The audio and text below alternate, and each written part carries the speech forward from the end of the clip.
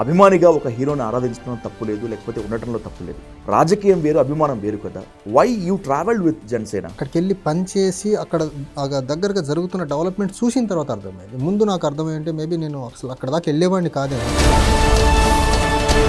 ఆ జనసేనతో కోఆర్డినేట్ అయినప్పుడే, జనసేనతో వెళ్ళినప్పుడే ఎన్నాళ్ళకి తెలిసిపోయింది? పవన్ కళ్యాణ్ గారు బయట మీటింగ్లో మాట్లాడే మాటలకి, లోపల పార్టీ నడిపే విధానానికి వ్యక్తిగతంగా he is not same inside and out అనేది. ఒక కులం వాళ్ళంతా కూడా మిమ్మల్ని పక్కకు నెట్టేసి తొక్కేద్దామని ప్రయత్నం చేసినప్పుడు మీరే చెప్పారు అది కుల వివక్షణ కంటే, అది కుల వివక్షణ దానికంటే దాన్ని మనం ఎలా అనాలంటే, ఈడు మన కులపోడు కాదు కదా, ఇక్కడ ఉంటే మన కులం ఉండాలా, మన కులం వాళ్ళు ముందు ఉండాలా. ఇప్పటికీ చెప్పగలను నేను, పవన్ కళ్యాణ్ చుట్టూ ఉన్న సగానికి 80% మనుషుల్లో వాళ్ళకి బుర్ర మోకాళ్ళలో ఉంటుంది, వాళ్ళకి సామాజిక స్పృహ అనేదే లేదు. ఎందుకు పంపిస్తున్నామో, ఇందుకే పంపిస్తున్నాము అనేటువంటి కారణం మీకు జనసేన నుంచి వెళ్ళగొట్టడం చెప్పలేదు. ఆయన ఫోన్ చేసి మీ సేవలు చాలన్నారు, మిమ్మల్ని వెళ్ళిపోమన్నారు, మీ సేవలు చాలన్నారు, మిమ్మల్ని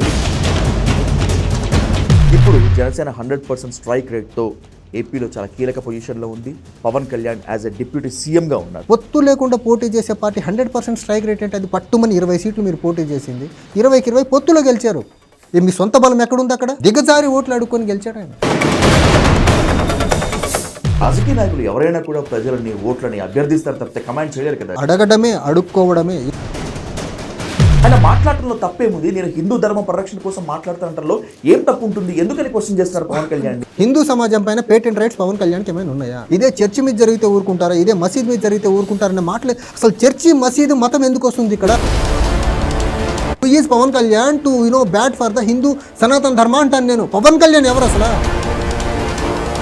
ఇక్కడ తాలిబాన్తో కలిసేదానికి కూడా వెనకాడు. అప్పుడు తాలిబాన్లు గొప్ప అవుతారు. ఇది చాలా సీరియస్ కలుస్తాడండి బాబు.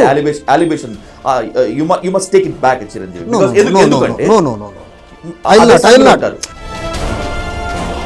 ఇప్పుడు నాలాంటి మీద ట్రోల్స్ జరుగుతాయి. నా పర్సనల్ ఛానల్లో అమ్మ నా బూతులు తిడుతున్నారు తెలుసా ఈ జన సైనికులు వచ్చి. విజయవాడ దాదాపు సగం పైన మునిగిపోతే సహాయ చర్యల్లో కనపడితే నేను వెళ్ళేదానికి సెక్యూరిటీ ప్రాబ్లం వచ్చింది. నార్మల్ సిచ్యువేషన్కి తేడా ఉంటుంది కదా. నేను వెళ్తే రెస్క్యూ రీహాబిలిటేషన్ ఇబ్బంది అవుతుంది, జనాలు వచ్చి నా చుట్టుముట్టేస్తారంటారు. అరే వరదల్లో ఉన్నారా నాయన, మిమ్మల్ని ఎందుకు చూస్తారు వాళ్ళు?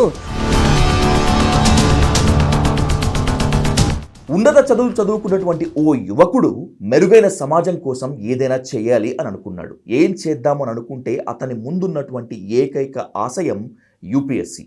సివిల్స్ రాసి ఐఏఎస్ఓ, ఐపీఎస్ఓ అవ్వాలనుకున్నటువంటి ఆ యువకుడు దీనికంటే మెరుగ్గా ఉంటుందేమో అన్న ఓ ఉద్దేశంతో రాజకీయ బాట పట్టాడు.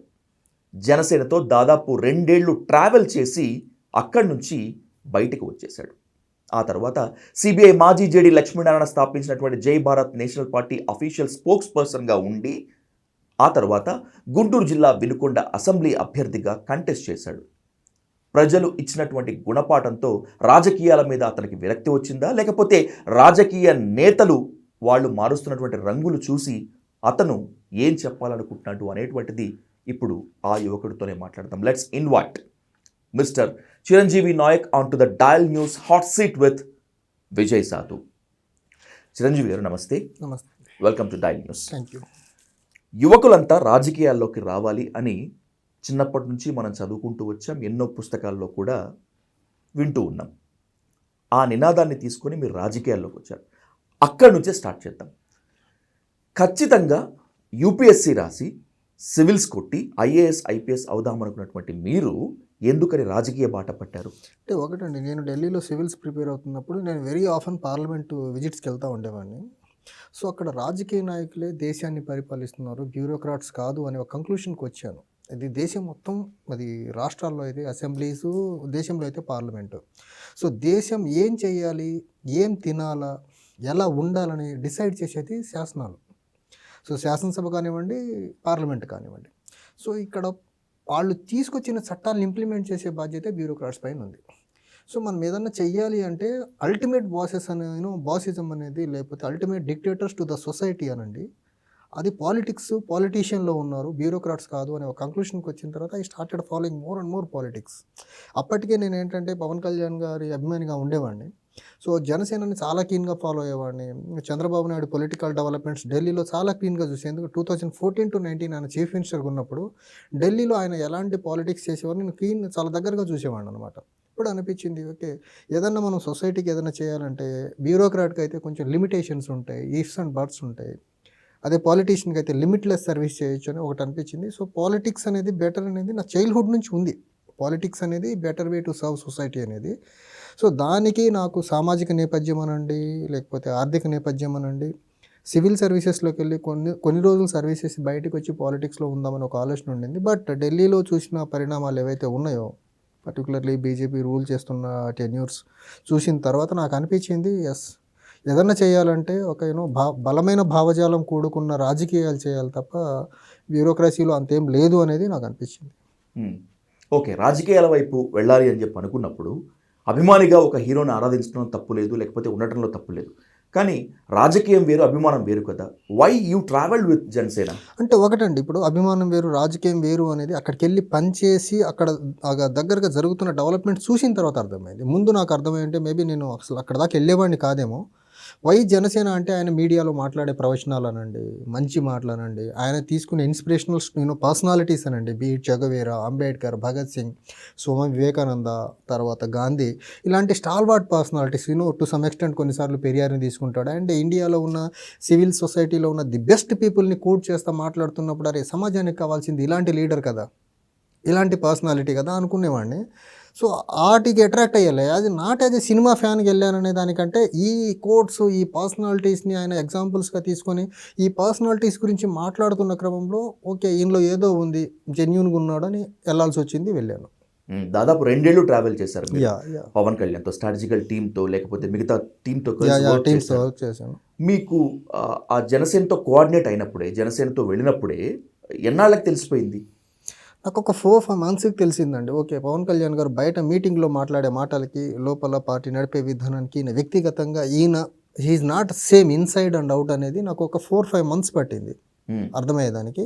సో కొంచెం నాకు అనీజీగా అనిపించింది. అందులో జనసేన పార్టీలో ఉన్నప్పుడు ఒక మనిషి కొంచెం ఆర్ఎస్ఎస్తో బాగా బలంగా ట్రావెల్ అయిన వ్యక్తితో నా భావాలన్నీ షేర్ చేసుకునేవాడిని. ఏంటి సార్ మనం ఏమనుకొని వచ్చాం, ఇక్కడేంటి ఇలా జరుగుతుంది అంటే వెయిట్ చేయి టైం వస్తుంది, ఆపర్చునిటీ వస్తుంది, వెయిట్ చేయించారు. సో నేను తర్వాత కొన్ని రోజుల తర్వాత పవన్ కళ్యాణ్ గారిని కలిసి మాట్లాడుతున్నప్పుడు ఆయన పొలిటికల్ వ్యూస్ స్టాండ్స్ ఏవైతే ఉన్నాయో, పర్టికులర్లీ బీజేపీతో అప్పటికి కలిసి ఉన్నారు జనసేన, టీడీపీతో లేదు పొత్తు. సో కానీ వ్యతిరేక ఓటు చీలనివ్వననే స్టేట్మెంట్ ఇచ్చున్నారు 2022లో. సో నేను చెప్పా బీజేపీతో మీరు 2019లో ఈ రకంగా విభేదించి ఓడిపోయిన తర్వాత ఇమీడియట్గా బీజేపీతో కలిశారు ఫైన్, కానీ మాలాంటి వాళ్ళకి డైజెస్ట్ అయ్యేదానికి టైం పట్టింది. ఆల్మోస్ట్ 6 months నేను మీ గురించి కానీ పాలిటిక్స్ గురించి మాట్లాడకుండా కామ్గా ఉండాల్సిన పరిస్థితి వచ్చిందని చెప్పాను నేను ఆయనతో. చెప్పినప్పుడు ఆయన నాతో చెప్పింది ఏంటంటే మనం బీజేపీతో అవుట్ ఆఫ్ కంపల్షన్ కలవాల్సి వచ్చింది. బట్ బీజేపీ భావజాలం వేరు, మీ భావజాలం వేరు కదా అంటే ఇట్ ఈస్ నాట్ భావజాలం, మనకు రాష్ట్రం ముందుకెళ్ళాలి అంటే మనకు బీజేపీతో సఖ్యత అవసరం అనేది ఆయన భావించారు. కానీ నేను కన్విన్స్ అవ్వలేకపోతున్నాను. అప్పుడు ఆయన చెప్పిన ఒక థియరీ ఏంటంటే బీజేపీతో మన రిలేషన్ ఎప్పుడు ఎలా ఉంటుందంటే 70:30. 70% ఆఫ్ ద ఇష్యూస్తో మనం బీజేపీతో అగ్రీ అవుతాం, 30% ఆఫ్ ద ఇష్యూస్తో మనం బీజేపీతో ఎట్టి పరిస్థితుల్లో అగ్రీ అవ్వం, ఎందుకంటే అవి సెన్సిటివ్ ఇష్యూస్ ఉంటాయని చెప్పాడు. దానికి కొంచెం కన్విన్స్ అయ్యాను. ట్రావెల్ అవుతూ ఉంది. బట్ ఆయన వేసే ప్రతి స్టెప్ ఏదైతే ఉందో ఇన్సైడ్ ఒకటి అవుట్ సైడ్ ఒకటి అనేది మాత్రం చాలా క్లియర్గా అర్థమవుతుంది. ఇప్పుడు కౌలు రైతులకు భరోసా కార్యక్రమం చేసాం ఆ పార్టీ తరఫున. చాలా అన్ని జిల్లాలకు ఆల్మోస్ట్ నేను ఎంక్వైరీస్కి వెళ్ళాను. సో కౌలు రైతులకు నేను చెక్లు ఇచ్చాను. నిన్న మొన్న కూడా ఎక్కడో చెప్తున్నారు కౌలు రైతులకు మీరు చెక్లు ఇచ్చారా, ముస్లిం రైతులకు నేను ఇచ్చానని చెప్తున్నారు. ఈ లడ్డు ప్రసాదం గురించి వచ్చిన క్రమంలో ఇచ్చారు సరే, కానీ మీరేం ఫ్రీగా ఇవ్వలేదు కదా, ఐటీ ఎగ్జంప్షన్ చేసుకున్నారు కదా. మీరు కౌలు రైతులకు చెక్లు ఇచ్చే క్రమంలో ఎక్కడన్నా మీ పార్టీ బ్యానర్ వెనక పెట్టారా? పార్టీ బ్యానర్ పెడితే పార్టీ యాక్టివిటీ కింద చూస్తారు. మీరు ఫిలాంథ్రఫీ వర్క్ చేసి మీరు పార్టీని పైన ముందుకు తీసుకెళ్లే పని చేశారు ఆ క్రమంలో. అండ్ చెక్కులు ఇచ్చిన తర్వాత ప్రతి బెనిఫిటెడ్ ఫ్యామిలీ నుంచి మనం ఎక్నాలజ్మెంట్ తీసుకున్నాం కదా. ఎక్నాలజ్మెంట్ ఎందుకు తీసుకున్నాం? మనం ఐటీ ఎగ్జామ్షన్ కోసం చూపించిన దానికే కదా. కౌలు రైతుకు చెక్కులు ఇచ్చి ఐటీ ఎగ్జామ్షన్ తీసుకున్నారా? డెఫినెట్గా ఎక్నాలజ్మెంట్ తీసుకుని ఐటీ వాళ్ళకి ఇచ్చాం కదా. అది ఎక్నాలజ్మెంట్ ఎందుకు తీసుకుంటాం? మీకు డబ్బు ఇచ్చామనేసి మేము ఎవరికి చూపించేదానికి ఎక్నాలజ్మెంట్? మీరు దాన ధర్మాలు చేస్తారు కదా, ఎక్నాలజ్మెంట్ ఎందుకు తీసుకున్నారు? సాధారణంగా ఎవరికైనా సహాయం చేస్తే, దానం ధర్మం చేస్తే, సహాయంగా నిలబడితే we can't take and we won't take acknowledgement మనం తీసుకున్నాం కదా. ప్రతి కౌలు రైతుల బెనిఫిషియరీ నుంచి ఎక్నాలజ్మెంట్ జనసేన పార్టీ తీసుకుందా లేదా? ఓకే, దీనికి సమాధానం చెప్పాలి పవన్ కళ్యాణ్ చెప్పాలి, మేము ఎందుకు చెప్తాం? నాకు క్లియర్గా తెలుసు, నేను సివిల్స్కి ప్రిపేర్ అయ్యాను. ఎక్నాలజ్మెంట్ ఎందుకు తీసుకుంటామో నాకు తెలుసు. At the same time party బ్యానర్ని ఎక్కడ వాడట్లేదు. నాకు అప్పుడే డౌట్ వచ్చింది. డౌట్స్ అనేది ఆయనతో జర్నీ చేయడం మొదలుపెట్టిన తర్వాత వచ్చింది నాకు. సో డౌట్స్ అనేది నాకు ఆయనతో ట్రావెల్ చేయడం. ఇప్పుడు కౌలు రైతుల భరోసా నోబెల్ కాజే అనుకుందాం, అది మీరు ₹1,00,000 ఇచ్చారు, వాళ్ళని పొద్దున్న తీసుకొచ్చి ఈయన ఎప్పుడో సాయంత్రం వచ్చేవాడు మీటింగ్, ఎండల్లో కూర్చోబెట్టేవాళ్ళం వాళ్ళని, చిన్న చిన్న పిల్లలతో వచ్చేవాళ్ళు. ఆ కౌలు రైతులకు చెక్లు ఇచ్చేటప్పుడు గ్లిమ్స్ కూడా మీకు ఆన్లైన్లో దొరుకుతాయి చూడండి. వాళ్ళు ఫోటోగ్రాఫ్ తీసుకొని రావాలి, డిసీజెడ్ ఫ్యామిలీ మెంబర్స్ ఫోటోగ్రాఫ్ తీసుకొని రావాలి, ఫోటోలు పట్టుకొని కూర్చుంటే ఏదో అది ఎలా డిస్క్రైబ్ చేయాలో అర్థం కావట్లా. చాలా వాళ్ళ స్థాయిని చాలా దిగజార్చి ఇచ్చారు. వాళ్ళకి అవసరమే ₹1,00,000 చాలా ఎక్కువే వాళ్ళకి, కానీ వాళ్ళని ట్రీట్ చేసే విధానం నాకు నచ్చేది కాదు. ఎక్నాలెడ్జ్మెంట్ ఎందుకు తీసుకున్నారు మీరు దాన ధర్మాలు చేశారు కదా, దాన్ని ఎక్నాలెడ్జ్మెంట్ ఎందుకు తీసుకుంటారు మీరు డొనేట్ చేసినట్లయితే? సో ఆయన ఐటీ ఎగ్జంప్షన్ తీసుకోవాలా, ఐటీ ఎగ్గొట్టాలా, దాన్ని పార్టీకి వాడాలా, దాన్ని కౌలు రైతుల భరోసా ఒక యాత్ర అనేది టేకప్ చేశారు ఆయన. సో ఇలాంటి టూ మెనీ ఇన్సిడెంట్స్. ఇప్పుడు ఆయన ఎక్కడెక్కడో దాన ధర్మాలు చేశానని చెప్తారు, బయటికి 100 సార్లు చెప్తూ ఉంటారు. ఎవడన్నా దాన ధర్మాలు చేసిన వాళ్ళు బయటికి చెప్పుకుంటారండి అన్నిసార్లు? 100 సార్లు చెప్తున్నారంటే దాన్ని వాళ్ళ స్థాయిని తగ్గిస్తున్నట్టు కదా. ఈయనేదో దాన ధర్మాలు చేస్తేనే వాళ్ళు బతుకుతున్నట్టు. సైనిక్ బోర్డు అని అవనివ్వండి, లేకపోతే కౌలు రైతులు అవనివ్వండి, వరద సహాయక చర్యలు అవనివ్వండి, సీఎం రిలీఫ్ ఫండ్ అవనివ్వండి, చాలామంది ఇస్తున్నారు. వాళ్ళు 100 సార్లు బయట చెప్పరు చూడండి. సీఎం రిలీఫ్ ఫండ్కి మొన్న చాలామంది ఇచ్చారు, ఎవరన్నా బయట మాట్లాడారు? ఈయన ఒక్కడే టైం అండ్ అగైన్ మాట్లాడుతున్నారు, నేను ఇచ్చాను అనేసి. సో ఈ హిపోక్రటిక్ నేచర్ని నేను చాలా దగ్గరగా చూసిన తర్వాత నేను రాంగ్ ప్లేస్లో వచ్చి పడ్డానని నాకు చాలా బలంగా అనిపించేది. అండ్ ఒకానొక స్టేజ్లో నేను ఆయనతో కలిసినప్పుడు చెప్పాను. ఎగ్జాక్ట్లీ. ఇప్పుడు వాళ్ళతో వీళ్ళతో చెప్పుకున్నారు అంటే ఒకటి, సరే వాళ్ళు పవన్ కళ్యాణ్ వద్దకు తీసుకువెళ్తారా లేదా అనేటువంటిది ఒక $1 మిలియన్ క్వశ్చన్. సో నాకున్న క్రెడిబుల్ ఇన్ఫర్మేషన్ ప్రకారము మీరు పవన్ కళ్యాణ్తో దాదాపు 2 గంటలు భేటీ అయ్యారు. పవన్ కళ్యాణ్ తన కెరియర్లో, తన ట్రాక్ రికార్డులో ఎవరికి ఈ స్థాయిలో టైం పీరియడ్ ఇవ్వలేదు అనేటువంటి ఇన్ఫో. లేదు, పవన్ కళ్యాణ్ గారు ఏంటంటే మనిషి దగ్గర స్టఫ్ ఉంది, వర్త్ ఉంది అనే ఫీల్ అయితే మాత్రం ఖచ్చితంగా ఆయన కూర్చొని మాట్లాడతారు, ఐడియాస్ ఎక్స్చేంజ్ చేసుకుంటారు. అది నా ఒక్కడితోనే కాదు, నాకంటే ముందు చాలామందితో చేసి ఉండొచ్చు. ఇప్పుడు ఈ జర్నీలో కూడా చాలామంది అఫీషియల్స్ కానీ లేకపోతే చాలామంది కొంచెం ఇంటలెక్ట్ అని ఫీల్ అయితే మాత్రం వాళ్ళకి డెఫినెట్గా టైం ఇస్తాడు, అందులో డౌట్ లేదు. అలానే ఆ ప్రాసెస్లో నాకు ఇచ్చారు. ఆ ప్రాసెస్లో నాకు టైం ఇస్తే చాలామంది ఆ పార్టీలో ఎక్కువ ఆ కులానికి సంబంధించిన వాళ్ళు ఉంటారు, అక్కడి నుంచి నా మీద గ్రడ్జ్ పెంచుకున్నారు వాళ్ళు. వీడిని మనం అలా వదిలేస్తే అక్కడ తిష్టేసేస్తాడే, మనకి ఇబ్బంది అయిద్దేమో అనేసి అక్కడి నుంచి నన్ను క్రష్ చేయడం మొదలెట్టారు వాళ్ళు. నేను అదే విషయం అయితే చెప్పాను, పవన్ కళ్యాణ్ సామాజిక వర్గానికి చెందినటువంటి వాళ్ళేనా? సో నేను ఆయనకు సెకండ్ టైం మళ్ళీ కలిసినప్పుడు చెప్పాను, సార్ నాకు ఇబ్బందిగా ఉంది, మేము మీతో ఇలా ఇంటరాక్ట్ అయ్యి ఐడియాస్ ఎక్స్చేంజ్ చేసుకున్న తర్వాత ఒక రకమైన నేను సప్రెషన్ని చూస్తున్నాను, నేను డైజెస్ట్ చేసుకోలేకపోతున్నాను, నాకు ఇబ్బంది ఉందని చెప్తే లేటెస్ట్ ఇలా ఎవరైతే అలా చేస్తున్నారో, ఎందుకు అలా చేస్తున్నారో ఇంటికి పిలిచి వాళ్లకు గట్టి వార్నింగే ఇచ్చారు. సో మీరు చెప్పినటువంటి ఆ కంటెక్స్ని, మీరు చెప్పినటువంటి అడ్వైజెస్ని, సజెషన్స్ని ఈ పర్టికులర్ ఇష్యూలో తీసుకున్నాడు. ఎప్పుడైతే కమ్యూనిటీ ఇష్యూ వచ్చినప్పుడు అలా చేశారో, నన్ను ఇబ్బంది పెట్టారని చెప్పాను, దాన్ని చాలా సీరియస్గా తీసుకున్నారు ఆయన. అప్పుడు నన్ను పిలవాలి, అందరిని పిలిచారు, కానీ ఇప్పుడు చెప్పారంట సిచ్యువేషన్ వస్తే నేను అతను ఉంచుకుంటా కానీ మీరు నాకు అవసరం లేదని చెప్పాడంట. ఈ ఒక్కదాన్ని మాత్రం ఆయన చాలా సీరియస్గా తీసుకున్నాడు. నాకు చాలా ఇబ్బందులు, ఎందుకంటే అక్కడ ప్రతిదీ మనకు బయట కనపడదు కానీ లోపల కమ్యూనిటీనే నడుస్తూ ఉంటుంది అక్కడ. నేను ఆ కమ్యూనిటీ కాకపోవడం నాకు చాలా పెద్ద డిసడ్వాంటేజ్ అయింది, చాలా ఇబ్బంది అనిపించేది నాకు. ఎంతసేపు మాట్లాడారు మీరు పవన్ కళ్యాణ్తో? So first interaction it's more than 1 hour అండి, second interaction close to ½ hour. Okay, తర్వాత ఏం చెప్పుంటారు మీరు ఆ గంటన్నర సమయంలో? మొదట గంట, తర్వాత అరగంట, తర్వాత second time it is all like నాకు ఆ ఆఫీస్లో జరుగుతున్న ఇబ్బందుల గురించి చెప్పాను నేను. తర్వాత ఏ ఫీల్డ్లో ఇంట్రెస్ట్ ఉంది, ఎక్కడ చేస్తావు, నువ్వు ఏం చేస్తే బాగుంటుంది అనుకున్నావు అంటే నా ఇంట్రెస్ట్ ఏరియా పాలసీ ఉండింది. నాకు రైట్ ఫ్రమ్ బిగినింగ్ నేను జనసేనలో అడుగుపెట్టిందే పాలసీ టీంలో పనిచేయాలని ఉండింది నాకు. సో అదే చెప్పాను నేను. అదే దేని మీద చేయాలనుకుంటున్నావు అని అడిగితే దట్ బూత్ మేనేజ్మెంట్ మీద పాలసీ చేయాలని ఉందని చెప్పాను నేను, ఎలక్షన్ బూత్ మేనేజ్మెంట్ మీద. అది నేను చేశాను. అది చేసి ఆయనకు ప్రజెంట్ చేసే టైంలో బయటికి పంపించారు అందరినీ, అందులో నేను ఉన్నాను. బయటకు పంపించేశారా? బయటకు వచ్చేసారా? బయటికి పంపించేశారు. ఎవరు పంపించేశారు? పవన్ కళ్యాణ్ గారు. ఎందుకని తెలియదు రీజన్. ఇప్పుడు కమ్యూనిటీ ప్రాబ్లమ్స్ మీరు ఎదుర్కొంటున్నారు అనుకున్నప్పుడు, తెలుగులోనే మాట్లాడుకుంటే, కుల వివక్షత మీ పైన ఉంది, ఒక కులం వాళ్ళంతా కూడా మిమ్మల్ని పక్కకు నెట్టేసి తొక్కేద్దామని ప్రయత్నం చేసినప్పుడు మీరే చెప్పారు అది కుల వివక్ష దానికంటే దాన్ని మనం ఎలా అనాలంటే, ఈడు మన కులపోడు కాదు కదా, అది కూడా కుల వివక్షే కదా.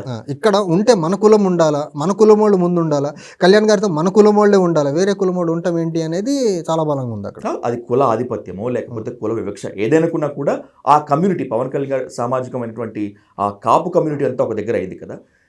కమ్యూనిటీ వైజ్గా వచ్చినప్పుడు మీ పైనే నిలబడి, మీ వరకే నిలబడి వాళ్ళందరికీ వార్నింగ్ ఇచ్చినటువంటి పవన్ కళ్యాణ్ మిమ్మల్ని ఎలా వదులుకున్నారు, ఎందుకు వదులుకున్నారు? అదే $1 బిలియన్ క్వశ్చన్ ఇప్పటికీ నాకు అర్థం కాంది.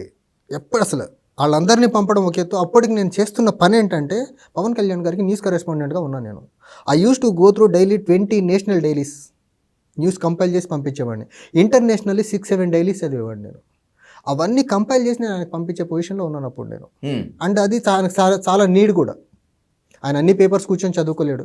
ద బెస్ట్ న్యూస్ నేను పిక్ చేసి ఆయనకు పంపించే పొజిషన్లో ఉన్నప్పుడు నేను. అండ్ కంప్లీట్ హ్యాండిల్స్ నా చేతుల్లో ఉన్నాయి. నాకు టెక్నికల్ టీమ్ సపోర్ట్ చేసేది. Party handles, social media handles, no portal president Janasena president news management అని ఒక పోర్టల్ ఉంటుంది. ఓకే, ఆ పోర్టల్ హ్యాండిల్ నా చేతిలో ఉండింది అప్పుడు. సో ఇంగ్లీష్ న్యూస్ మొత్తం నేను ఇచ్చేవాడిని, నేషనల్ ఇంటర్నేషనల్. సో నేషనల్కి వచ్చేసరికి 20 పేపర్స్ కవర్ చేసేవాడిని in a day. I use to wake up in the morning by 4-4:30. Okay. So news మొత్తం నేషనల్ న్యూస్ అయ్యేసరికి 10:30-11 అయ్యేది. దెన్ ఫ్రెష్ అప్ అయ్యి ఆఫీస్కి వచ్చి ఇంటర్నేషనల్ న్యూస్ చేసేవాడిని. అది అయ్యేసరికి క్లోజ్ టు అరౌండ్ 2-2:30-3 అయ్యేది అనమాట. డిపెండ్స్ నేను న్యూస్ ఐటమ్స్ని బట్టి. సో ఎందుకు పంపించారంటే $1 బిలియన్ క్వశ్చన్. ఇప్పుడు అందరినీ పంపించారు. నిజంగా చెప్పాలంటే అక్కడ క్వాలిఫికేషన్ లేనోళ్ళు, వర్త్ లేనోళ్ళు, సామాజిక స్పృహ లేనోళ్ళు, ఎడ్యుకేషనల్ క్వాలిఫికేషన్ లేనోళ్ళు, విఘ్నత లేనోళ్ళు ఉన్నారు అక్కడ జనసేన ఆఫీస్. యా, ఇప్పటికీ చెప్పగలను నేను, పవన్ కళ్యాణ్ చుట్టూ ఉన్న సగానికి 80% మనుషుల్లో వాళ్ళకి బుర్ర మోకాళ్ళలో ఉంటుంది. వాళ్ళకి సామాజిక స్పృహ అనేదే లేదు. సామాజిక స్పృహ ఉన్నోళ్ళు కళ్యాణ్ గారి చుట్టూ అసలు దరిదాపుల్లో కూడా లేరు ఎవరు. అక్కడ ఒకళ్ళిద్దరు ఉంటారు. వాళ్ళు బయట ప్రపంచానికి తెలియని వ్యక్తులు ఉన్నారు. వాళ్ళు కూడా లైమ్ లైట్లో కనిపించే వ్యక్తులు కనీసం వాళ్ళకు సామాజిక స్పృహ అనేది ఏంటో తెలియదు, సామాజిక బాధ్యత అంతకంటే తెలియదు వాళ్ళకి. సో అలాంటి వాళ్ళతో పాటు నన్ను సాగనంపేశారు. ఏం జరిగిందేంటో తెలియదు. చాలామంది అన్నారు మళ్ళీ ఒకసారి వెళ్ళి కలువు అన్నారు, కానీ ఆయన పంపించండి, నేను ఎందుకు వెళ్ళి కలవాలో. ఎందుకు పంపిస్తున్నామో, ఎందుకే పంపిస్తున్నాము అనేటువంటి కారణం మీకు జనసేన నుంచి వెళ్ళగొట్టేటప్పుడు చెప్పలేదు. ట్రెజరీ పార్టీ ట్రెజరర్ ఉంటాడు, ఆయన ఫోన్ చేసి మీ సేవలు చాలన్నారు, మిమ్మల్ని వెళ్ళిపోమన్నారు, మీ సేవలు చాలన్నారు, మిమ్మల్ని వెళ్ళిపోమన్నారు. అందరికీ ఇదే ఫ్రేజ్ ఆయన చెప్పిన మాట. సో నేనేం చేశానంటే నాకు ఆఫీస్లో నాకు ఏదైనా ఇబ్బంది అనిపించిన ఏదన్నా నేను మా అకౌంటెంట్తో షేర్ చేసేవాడిని. అన్న అప్పటికి అకౌంటెంట్ అక్కడే ఉన్నారు, తర్వాత అతను కూడా బయటకు వచ్చేసారు. సో అకౌంటెంట్తో చెప్పా, అన్న నా ఇంట్రెస్ట్ ఇది, నా ఇంట్రెస్ట్ ఉన్న ఏరియాలో కాకుండా వేరే పనులన్నీ చేశాను నేను, నా ఇంట్రెస్ట్ ఉన్నది అయితే అది ఏమాత్రం పాసిబిలిటీ ఉంటే ఆయనతో చెప్పి నన్ను మళ్ళీ రీఇండక్ట్ చేయమని అతన్ని అడిగాను నేను. తర్వాత ఒకరోజు నేను లేను, జాబ్ డిస్క్రిప్షన్స్ అందరిది తీసుకుని అకౌంటెంట్ కళ్యాణ్ గారి దగ్గరికి వెళ్తే రుక్మిణి కోట అని ఒక ఆవిడ ఉంటుంది, ఆవిడ సెక్రటరీ టు ది ప్రెసిడెంట్. రీసెంట్గా ఆమె సెక్రటరియట్లో ఏంటి అని చెప్పి ఒక పెద్ద అలిగేషన్ వచ్చింది అది. సో ఆవిడ్ని పిలిచి చిరంజీవిని ఇంతకంటే, అప్పటికి నేను న్యూస్ కరెస్పాండెంట్గా ఉన్నా, ఇంతకంటే బెటర్ పొజిషన్ ఏమి ఇవ్వగలమో ఆలోచించి చెప్పని చెప్పారంట. అది చెప్పిన ఫ్యూ డేస్కి అందరినీ బయటికి పంపించేశారు. అది నా $1 బిలియన్ క్వశ్చన్ ఏంటంటే, నేను అతనికి న్యూస్ కరెస్పాండెంట్గా ఉన్న క్రమంలో ఆ జాబ్ డిస్క్రిప్షన్ మొత్తం చూసి, నాకు న్యూస్ కరెస్పాండెంట్గా ఇచ్చింది కూడా డైరెక్ట్ కళ్యాణ్ గారే, వేరే వాళ్ళు ఎవరో సజెస్ట్ చేస్తే ఇవ్వాల. ఓకే, ఇది ఇతను చేస్తే బాగుంటుందా, అతను ఇచ్చారు నాకు అది. తర్వాత అది బాగా చేస్తున్నానని చెప్పిన తర్వాత ఇంతకంటే బెటర్ ఇంకేమి ఇవ్వగలమో ఆలోచించమని చెప్పారు ఆయనే చెప్పారంట. అకౌంటెంట్ వచ్చి నాతో చెప్పారు, చిరు ఇలా అన్నారు సార్, చూసుకో, బట్ కేర్ఫుల్గా ఉండే, ఏ పొజిషన్ వచ్చినా కానీ ఇంతకంటే ఇంకా బెటర్గా పనిచేసేదానికి ఆలోచించని చెప్పారు. ఓకే అన్న, థ్యాంక్ యూ అన్న అని చెప్పేశాను. అక్కడితో జరిగిన 2-3 డేస్కి ఇంక అందరినీ పంపించేశారు అక్కడ నుంచి. రైట్, మీరు చెప్పిన ప్రకారమే మీరు పార్టీలోకి వెళ్ళక ముందు చూసినటువంటి పవన్ కళ్యాణ్ వేరు, మీరు పార్టీలో ట్రావెల్ చేసిన తర్వాత మీరు చాలా దగ్గరగా చూసిన తర్వాత పవన్ కళ్యాణ్ వేరు. ఇదంతా గతం అనుకుందాం. ఇప్పుడు జనసేన 100% స్ట్రైక్ రేట్తో ఏపీలో చాలా కీలక పొజిషన్లో ఉంది. Pawan Kalyan as a deputy సీఎంగా ఉన్నారు. చూస్తున్నాం ఇదంతా కూడా. ఎలా ఉంది ఆయన అంటే పవన్ కళ్యాణ్ 100% స్ట్రైక్ రేట్ అంటే ఆయన చెప్పే స్ట్రైక్ రేట్కి నేను అగ్రీ అవును. If Janasena would have contested all the 175 assembly seats as well as 25 parliament segments on their own, and they would have win all the 175 plus 25 seats, then we can say ki 100% strike rate అని ఒప్పుకోవచ్చు. ఆయన పొత్తులో పోటీ చేశాడు, 21 సీట్లు ఇచ్చారు, 2 ఎంపీలు ఇచ్చారు, అన్నీ గెలిచారు, ఫైన్. 21 పొత్తులో గెలిచి 100% స్ట్రైక్ రేట్ అయితే ఎలా? కాదు కదా. జనసేనగా పోటీ చేసి అన్నీ గెలిస్తే then we can call it 100% strike rate. నీకు గెలిచే దమ్ము లేదు, పొత్తు లేకపోతే పోటీ చేయలేని పార్టీ, మార్క్ మై వర్డ్. పొత్తు లేకపోతే జనసేన ఇప్పటివరకు పోటీ చేయలే, 2019 or 2024. పొత్తు లేకుండా పోటీ చేసే పార్టీ 100% స్ట్రైక్ రేట్ అంటే అది పట్టుమని 20 సీట్లు మీరు పోటీ చేసింది, 20కి 20 పొత్తులో గెలిచారు. మీ సొంత బలం ఎక్కడుంది అక్కడ? అంటే మీరే చెప్పారు ఎలక్షన్ ముందు, మీరు చెప్పిన మాట ఏంటి, నా విజయాన్ని వర్మ గారు మీ చేతిలో పెడుతున్నానని వర్మ గారిని అడుక్కున్నారు ఈయన పిఠాపురంలో. అండ్ మంగళగిరి పార్టీ ఆఫీస్లో నేను మిమ్మల్ని ఓట్లు అడగట్లా, నేను ఆర్దిస్తున్నాను అన్నాడు. దిగజారి ఓట్లు అడుక్కొని గెలిచాడు ఆయన. ఆయన ఒక పాలిటీషియన్లా, ఒక స్టేట్స్మెన్లా బిహేవ్ చేయలేదు. అక్కడ రాజకీయ నాయకులు ఎవరైనా కూడా ప్రజలని ఓట్లని అభ్యర్థిస్తారు తప్పితే కమాండ్ చేయలేరు కదా. కమాండ్ ఆర్దిస్తున్నా అంటే ఎంత దిగజారి అడుక్కున్నాడో చూడండి అంటున్నాను నేను. అడగడమే, అడుక్కోవడమే. ఏ రాజకీయ నాయకుడన్నా ప్రజల దగ్గరికి వెళ్ళి ఓట్లు అడుక్కోవడమే. ఓట్లను డిమాండ్ చేస్తే వేయరు. సో 100% స్ట్రైక్ రేట్ అనేది ఒక బూటకం. ఆయన పార్టీని అలైవ్గా ఉంచుకునే దానికి నేను పొత్తులో గెలవలేదు అని ఒక కలరింగ్ ఇచ్చే ప్రయత్నం చేస్తున్నాడు. వితౌట్ పొత్తు పవన్ కళ్యాణ్ గారే గెలవలేరు. 100% నేను చెప్పగలను. ఇది పొత్తు లేకుండా పోటీ చేయలేని పార్టీకి 100% స్ట్రైక్ రేట్ ఏంటి అసలు? ఆయన ఏదో చెప్తున్నాడు, దాన్ని మనం మళ్ళీ రిపీట్ చేసేదానికి మనకు కొంచెం ఉండాలి కదా. 175 ఆయన గెలిచిన రోజు పోటీ సొంతగా చేసి అప్పుడు మాట్లాడదాం. 175 గెలిచాడు. 100% స్ట్రైక్ రేట్ అనేది. సో నేను ఏదైతే ఆయన బయట నుంచి చూసి లోపలికి వెళ్ళి డిసప్పాయింట్ అయ్యానో, సేమ్ మొన్న ఎలక్షన్లకు ముందు నేను ముస్లిమ్స్ని హత్తుకుంటానని జానీ మాస్టర్ని పక్కన పెట్టుకున్నాడు. నా వైఫ్ క్రిస్టియన్ అంటాడు, నాకు అన్ని మతాలు సమానమే అన్నాడు. బయటకు వచ్చిన తర్వాత, ఇప్పుడు గెలిచిన తర్వాత లడ్డూ వంశంతో ఎలాంటి రాజకీయాలు చేస్తున్నాడు ఆయన? నీకు అన్ని మతాలు సమానమైనప్పుడు లడ్డూలో కల్తీ జరిగి ఉంటే అసలు ఫస్ట్ ప్రైమా ఫేస్కి మీరు చేయాల్సిందే. పవన్ కళ్యాణ్ చేసేది రాజకీయం ఎందుకు అవుతుంది? ఇప్పుడు తిరుమల లడ్డూలో కల్తీ జరిగింది, లేకపోతే కల్తీ నెయ్యి వాడారనేటువంటిది ఆరోపణ అయినప్పుడు శ్రీవారు, తిరుమల కొండలో ఉన్నటువంటి శ్రీవారు కోటాను కోట్ల హిందూ సమాజానికి ప్రతినిధిగాను, లేకపోతే హిందూ సమాజం అంతా ఆయన్ని గుండెల్లో పెట్టుకుంటారు కదా. భక్తుల యొక్క మనోభావాలు దెబ్బతీసినప్పుడు ఆయన మాట్లాడటంలో తప్పేముంది? నేను హిందూ ధర్మ పరిరక్షణ కోసం మాట్లాడుతానంటలో ఏం తప్పు ఉంటుంది? ఎందుకని క్వశ్చన్ చేస్తున్నారు పవన్ కళ్యాణ్? అంటే నేను అనేది పవన్ కళ్యాణ్ ఎవరు? హిందూ ధర్మాన్ని పరిరక్షించేదానికి పవన్ కళ్యాణ్కి ఏమన్నా అథారిటీ ఏమన్నా ఉందా? ఎందుకు పవన్ కళ్యాణ్ ఆయన హిందువు కావచ్చు, నాకులో ఆయన కూడా హిందూ, మీకులో ఆయన హిందువు. ఆయన ఒక ఇండివిజువల్. ఆయనకు హిందూ సమాజం మీద ఆయనకి ఏమైనా గుత్తాధిపత్యం ఏమైనా ఉందా?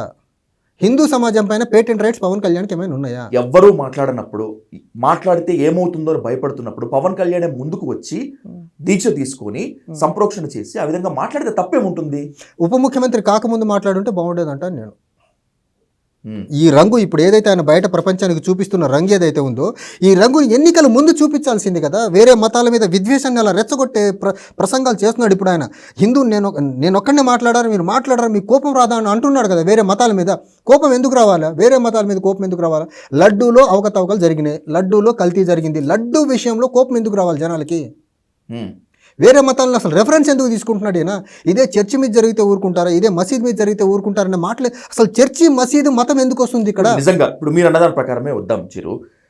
చర్చికి వెళ్ళి క్రైస్తవుల యొక్క మనోభావాల్ని గాయపరిస్తే వాళ్ళకి శాంతం రాదు, కోపమే వస్తుంది, ఆవేశమే పుడుతుంది. ఇస్లాం మతంకి దగ్గరికి వెళ్ళి, మసీద్కు లేకపోతే దర్గా దగ్గరికి వెళ్ళి అక్కడ వాళ్ళ మతాచారాన్ని దెబ్బతీసే విధంగా ప్రవర్తిస్తే వాళ్ళకు కూడా శాంతమూర్తి రాదు, కోపమే ఆవేశమే వస్తుంది. అదే స్థాయిలో పవన్ కళ్యాణ్కి వచ్చింది, అదే స్థాయిలో మీకెందుకు రాలేదని అడుగుతున్నారు. అది కాదండి, ఇప్పుడు ఇక్కడ జరిగిన ఎవరు వెళ్ళి టెంపుల్లోకి వెళ్ళి ఏం చేశారు, ఎవరు కోపం వచ్చారో ఏం చేశారు? లడ్డూ ప్రొడక్షన్లో, లడ్డూ ప్రిపరేషన్లో కదా జరిగింది. లడ్డూ ప్రిపరేషన్లో జరిగితే బేసిక్ ఏంటి? డిప్యూటీ సీఎంగా ఉన్నారు కదా, బేసిక్ సెన్స్, కామన్ సెన్స్ ఏంటి? అవకతవక జరిగితే పోలీస్ కంప్లైంట్ ఇప్పించాలా? 10 రోజుల నుంచి రచ్చ జరుగుతుంటే నిన్న కాక మొన్న పోలీస్ కంప్లైంట్ ఇప్పించారు. ముందు రోజు ఎందుకు ఇప్పించాలా? వీళ్ళకి రిపోర్ట్ వచ్చింది జూలైలో వచ్చింది, immediate next day police complaint ఇవ్వాలి కదా. పోలీస్ కంప్లైంట్ ఇచ్చి ఎంక్వైరీ జరిగి నిజ నిర్ధారణ తేలిన తర్వాత కల్తీ జరిగిందని చెప్పాల్సిందేనా? అసలు రిపోర్టే రాకముందు ఎలా చెప్తాడేనా? అది కదా బేసిక్ క్వశ్చన్. అది ఎందుకు జూలై 23న టెస్ట్ చేస్తే దాని తర్వాత 2-3 రోజుల్లో వచ్చింది రిపోర్టు. ఆ రిపోర్ట్ని బేస్ చేసుకునే కదా చంద్రబాబు గారు కానీ అప్పుడు పోలీస్ కంప్లైంట్ ఎందుకు ఇవ్వాలా మీరు? పోలీస్ కల్ప్రిట్స్ని పట్టుకునేదానికి జూలై 23న రిపోర్ట్ వస్తే మీరు పోలీస్ కంప్లైంట్ ఇవ్వకుండా జూలై సెప్టెంబర్ 24th 25th వరకు పోలీస్ కంప్లైంట్ ఇవ్వకుండా ఏం చేస్తున్నారు మీరు? అండ్ సీఎం కానీ డిప్యూటీ సీఎం కానీ ఆ వేలో డైరెక్షన్ ఎందుకు ఇవ్వాలా టీటీడీ అఫీషియల్కి? మీరు కంప్లైంట్ ఇవ్వండి అనేసి జూలైలో రిపోర్ట్ వస్తే దాన్ని సెప్టెంబర్ 15th వరకు మీరు ఎందుకు దాచారు? జూలైలోనే మీరు ఎందుకు బయటికి దాన్ని పెట్టలేదు? జూలైలో రిపోర్ట్ వచ్చింది, కల్తీ జరిగింది జూలైలో. అప్పుడున్న ప్రభుత్వం కూడా మీ ప్రభుత్వమే కదా. మీరు ఎవరిని నిందిస్తున్నారు ఇక్కడ? ఎవరిని నిందిస్తున్నారు? సరే, మీకు జగన్మోహన్ రెడ్డి గారితో పొలిటికల్గా వైరం ఉంది, పొలిటికల్గా తెలుసుకుంది. జగన్మోహన్ రెడ్డి గారు ఫాలో అవుతున్న మతాన్ని ఎందుకు తీసుకొస్తున్నారు అక్కడ? లేకపోతే మిమ్మల్ని ప్రకాష్ రాజ్ ఎక్స్పోజ్ చేశారు అనుకుందాము, కొంచెం టైం బీయింగ్. ప్రకాష్ రాజ్తో మాట్లాడండి, వేరే మతాన్ని ఎందుకు తీసుకొస్తారు అక్కడికి? మిమ్మల్ని వ్యతిరేకిస్తుంది, మిమ్మల్ని క్వశ్చన్ చేస్తుంది ఇండివిజువల్స్, వాళ్ళ మతాలు కాదు. పవన్ కళ్యాణ్ గారు మీది మీరు చూస్తే ఇది గుర్తుపెట్టుకోండి. మిమ్మల్ని వ్యతిరేకిస్తుంది, మిమ్మల్ని క్వశ్చన్ చేస్తుంది ఇండివిజువల్స్. మీరు క్వశ్చన్ చేయాల్సింది ఇండివిజువల్స్ని, నాట్ ద రిలీజియన్. వాళ్ళ రిలీజియన్ ఏం చేసింది మిమ్మల్ని? పవన్ కళ్యాణ్నే క్వశ్చన్ చేస్తున్నాను నేను. Who is Pawan Kalyan too bad for the Hindu Sanatana Dharma అంటాను నేను. పవన్ కళ్యాణ్ ఎవరు అసలు? టీటీడీ చేసుకుంటుంది, లేకపోతే అక్కడ అయోధ్యలో రామ మందిరం ఉంటే వాళ్ళు చేసుకుంటారు. మఠాధిపతులు పీఠాధిపతులు చేయాల్సిన పని పవన్ కళ్యాణ్ ఎందుకు చేస్తాడు అంటాను నేను. యాజ్ ఎ హిందూగా రెస్పాండ్ అయ్యాడు, యాజ్ ఎ హిందూగా క్వశ్చన్ చేస్తున్నాడు, as a deputy CM to ఆంధ్రప్రదేశ్గా క్వశ్చన్ చేస్తున్నాడు అని చెప్పంటారు. డిప్యూటీ సీఎం అనే వ్యక్తి మతాల మధ్య విద్వేషాలు రెచ్చగొట్టేలా మాట్లాడొద్దని అంటాను నేను. డిప్యూటీ సీఎం నువ్వు ఒక మతానికి చెందిన వాళ్ళకి కాదు, రాష్ట్రంలో ఉన్న అన్ని మతాలకు సంబంధించిన వాళ్ళకి.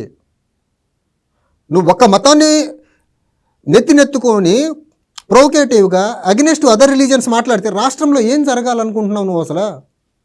గుజరాత్ తరహా అల్లర్లు జరగాలని చూడాలనుకుంటున్నావా? లేకపోతే ఆంధ్రప్రదేశ్ని ఒక కౌబెల్ట్ స్టేట్గా మార్చాలనుకుంటున్నావా? ఇది కదా నా బేసిక్ డౌట్. ఇది బేసిక్ పవన్ కళ్యాణ్ కుట్ర ఉంటుందా? డెఫినెట్గా ఉంటుందని అనిపిస్తుంది నాకు ఇప్పుడు చూస్తుంటే. ఎందుకంటే ఈ రిలీజియస్ యాంగిల్ని ఇంత అగ్రెసివ్ మేనర్లో మీకు కోపాలు రావా? నేను ఒక్కడనే మాట్లాడాలా? హిందువులు అందరూ ఏం చేస్తున్నారు? ఈ అగ్రెసివ్ టోనర్లో ఆయన ఇంతకుముందు మాట్లాడుంటే మనిషి ఇలాంటివాడే అనుకుంటాం. అధికారం రానంత వరకు ఈ నిజమైన మనువాద ప్రంగును ఆయన బయట పెట్టలా. ఆర్ఎస్ఎస్ బీజేపీ బానిసత్వాన్ని ఈ రకంగా బయట పెట్టలా ఆయన. ఒక్కసారి అధికారం, కొద్దిపాటి అధికారం, ఫుల్ అధికారం కూడా రాలా, కొద్దిపాటి అధికారాన్ని జనసేన పార్టీకి అధిపతి Chiranjeevi and by the same Andhra Pradesh కి డిప్యూటీ సీఎం. ఆయనకి ఆర్ఎస్ఎస్ తో బీజేపీతో ఏం సంబంధం ఉంటుంది? పొత్తులో ఉన్నది ఎవరితో? ఆయన ఎన్డీఏతో ఉంటుంది. ఎన్డీఏ అంటే ఎవరు లీడ్ చేస్తుంది? బీజేపీ. మరి ఎవరితో ఉంటుంది సంబంధం? ఆయనతో మాత్రం ఉంటుందా? డెఫినెట్గా ఉంటుంది. అంటే ఈ కుట్ర వెనకాల నాకు ఇంకొక యాంగిల్ ఏం కనిపిస్తూ ఉందంటే, బీజేపీ దేశంలో వివిధ రాష్ట్రాల్లో ఎన్నికలు జరుగుతున్నప్పుడు ఒక రాష్ట్రంలో ఎన్నిక జరిగితే ఇంకో రాష్ట్రంలో ఒక అలజడిని రేకెత్తిస్తారు వాళ్ళు. Can you show any example? I'll tell. ఇప్పుడు లాస్ట్ టైం మనకు ఉత్తరప్రదేశ్లో అసెంబ్లీ ఎన్నికలు జరుగుతున్నప్పుడు, ప్రీవియస్ అసెంబ్లీ ఎన్నికలు జరుగుతున్నప్పుడు కర్ణాటకలో హిజాబ్ ఇష్యూని లేపారు.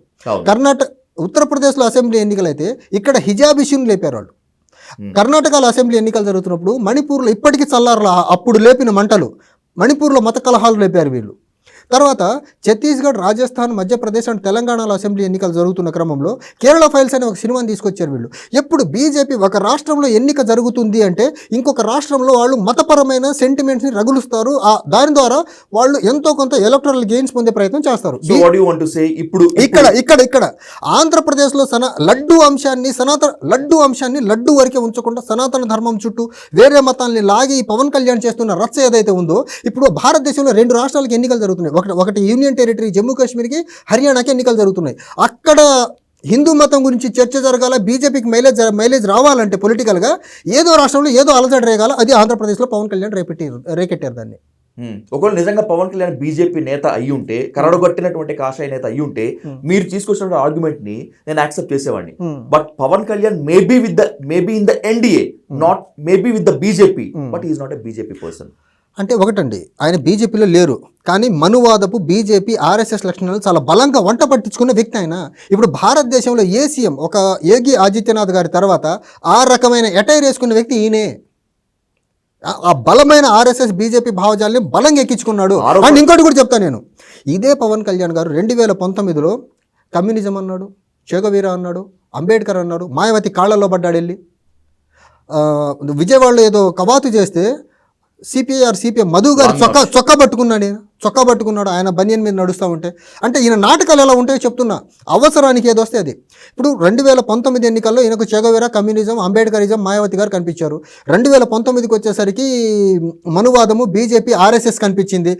ఈయనకి ఇప్పుడు వచ్చిన రిజల్ట్ అప్పుడే వచ్చి ఉంటే ఈయన బీజేపీ మీద విషం కక్కేవాడు. ఈయనకి ఏ మతం మీద ఒక సాలిడ్గా అభిప్రాయం లేని వ్యక్తినా. ఒక అభిప్రాయం, ఒక సిద్ధాంతం బలంగా ఉంటే లెఫ్ట్ కమ్యూనిజాన్ని, చెగవీరాని లెఫ్ట్తో కలిసిన వ్యక్తి బీజేపీతో కలుస్తాడు? అసలు ఛాన్సెస్ ఉన్నాయా? అసలు లెఫ్ట్ భావజాలాన్ని చాలా బలంగా వంట పట్టించుకున్న వ్యక్తి బీజేపీతో కలిసిన వాళ్ళు ఒకళ్ళు చూపించండి మీరు. మేబీ పార్టీ మారి కలుస్తారేమో, ఈయన అదే పార్టీని పెట్టుకొని వాళ్ళతో కలుస్తాడు, వీళ్ళతో కలుస్తాడు, ఈయనకి పొలిటికల్ బెనిఫిట్స్ కోసం. ఇంకోటి, పవన్ కళ్యాణ్ గారు టైం అండ్ అగైన్ ఎప్పుడు భగత్ సింగ్ గారు మీ స్ఫూర్తి సావలేదు, నేను బతికే ఉన్నాను అంటాడు. భగత్ సింగ్ ఎవరు అసలు? ఎథీస్ట్ అండి. మీరు చేస్తుంది ఏంటి ఇప్పుడు? నేను ఎందుకు నాస్తికున్నాయనంటే బుక్ కూడా రాశాడు కదా, వైఎంఎన్ ఎథిస్ట్ బుక్ రాశాడు కదా. ఆ బుక్ని చదివానని చెప్తాడు కదా, చదివే ఉంటాడేమో, చదివాడని అనుకుందాము. భగత్ సింగ్ స్ఫూర్తి ఇదేనా? మతాల మధ్య కలహాలు రెచ్చగొట్టడమేనా? అది కూడా ఉప ముఖ్యమంత్రి అనే పదవిని అడ్డం పెట్టుకొని? ఇదేనా భగత్ సింగ్ స్ఫూర్తి? ఇదేనా అంబేద్కర్ స్ఫూర్తి? ఇదేనా చెగవీరా స్ఫూర్తి? నీలో ఉన్న సావర్కర్ స్ఫూర్తి, నీలో ఉన్న గోల్వాల్కర్ స్ఫూర్తి, నీలో ఉన్న మోడీ స్ఫూర్తి ఇది కదా నీలో ఉంది. నీలో చెగవీరా స్ఫూర్తి ఎక్కడ? భగత్ సింగ్ స్ఫూర్తి ఎక్కడ? అంబేద్కర్ స్ఫూర్తి ఎక్కడ? పెరియార్ స్ఫూర్తి ఎక్కడ? పవన్ కళ్యాణ్ అనే వ్యక్తిని నేను ఒక భయంకరమైన హిపోక్రాట్లని చూస్తానండి. నా జీవితకాలం, నా చివరి శ్వాస వరకు పవన్ కళ్యాణ్ అంటే for me he is a hypocrite. చాలా పెద్ద ఆరోపణ ఇది. 100%. నేను ఆరోపణ కాదు, ఇప్పుడు ఎగ్జాంపుల్స్ చెప్పా. 2014 టీడీపీ బీజేపీతో కలిసి ఉన్నాడు. 2019 లెఫ్ట్ అండ్ బీఎస్పీతో కలిసి పోటీ చేశాడు. ఇప్పుడు వచ్చేసి ఎవరితో ఉన్నారు? బీజేపీ అగైన్ టీడీపీతో ఉన్నాడు. రేపు ఈయనకు అధికారం కోసం అవకాశం ఎవరితో వెళ్తే నేను 100% నేను ముఖ్యమంత్రి అవుతాను అనిపిస్తే ఈయన తాలిబాన్తో కలిసేదానికి కూడా వెనకాడు. అప్పుడు తాలిబాన్లు గొప్పలు అవుతారు. ఇది చాలా సీరియస్ కలుస్తాడండి బాబు. Allegation. You must take it back Chiranjeevi. నేను పవన్ కళ్యాణ్ గారు జర్నీని చూసి చెప్తున్నా, నేనేం వేగ్గా చెప్పట్లా. 14లో ఎవరితో ఉన్నారు ఈయన, 19లో ఎవరితో ఉన్నాడు, ఇప్పుడు 24 ఎన్నికల్లో ఎవరితో ఉన్నారు, నేను బేస్ చేసుకునే చెప్తున్నా. నేనేం పవన్ కళ్యాణ్ వెయ్యని మూవ్ని చెప్పట్లా, వేస్తున్న మూవ్ని బేస్ చేసుకుని యాంటిసిపేట్ చేస్తున్నా. What's wrong in it? 2 ఏళ్ళు జనసేనకు పూర్తి స్థాయి సమయం కేటాయించారు కాబట్టి మీకు రావాల్సినటువంటి పొజిషన్ ఇవ్వలేదు కాబట్టి నేను పవన్ కళ్యాణ్ దగ్గరికి ఆయన నన్ను అడిగారు, ఏం కావాలనుకుంటున్నావు? మీరు ఎక్కడ ఫిక్స్ చేస్తే అక్కడ పనిచేస్తానని చెప్పే తప్ప నాకు ఇది కావాలని ఎప్పుడు అడగలేను నేను ఆయన్ని.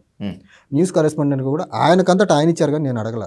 తర్వాత ఇంతకంటే బెటర్ పొజిషన్ ఆయన ఇవ్వాలనుకున్నారు కానీ నేను అడగల. నేను ఏది అడగల ఆయన దగ్గర. ఆయనతో ఆ జర్నీ కూడా ఎందుకు చేయాలో చెప్పాను నేను. భగత్ సింగ్ అనేవాడు, అంబేద్కర్ అనేవాడు, చెగవీర్ అన్నాడు, ఐడియల్స్ మాట్లాడేవాళ్ళు. ఇప్పుడు ఆయన పార్టీ ఐడియల్స్ చూడండి, కులాల్ని కలిపే ఆలోచన విధానం, మత ప్రస్తావన లేని రాజకీయాలు, భాషలను కలుసుగాను, సంస్కృతుల్ని గౌరవించే రాజకీయము, తర్వాత భాషల్ని కాపాడే సంస్కృతి, పర్యావరణాన్ని పరిరక్షించే రాజకీయము, తర్వాత అవినీతిపై రాజీ లేని పోరాటం. ఈ ఐడియల్స్ చూసి వెళ్ళాను నేను ఆయన దగ్గరికి. ఈ ఐడియల్స్ సమాజానికి అవసరమని భావించి వెళ్ళాను. కానీ నీకు చూస్తే అర్థమవుతుంది అంటే, ఇప్పుడు నిన్న 3 జాయిన్ చేసుకున్నాడు ఆయన వైసీపీ నుంచి, మాజీ లీడర్లని. సామినేని ఉదయభాన్ అండి, కిలార్ రోషే అనండి, లేకపోతే బాలినేని శ్రీనివాస్ రెడ్డి, 3 జాయిన్ అయ్యారు కదా. బాలినేని మీద దామచర్ల గారు ఎలాంటి అవినీతి ఆరోపణలు చేస్తున్నారు?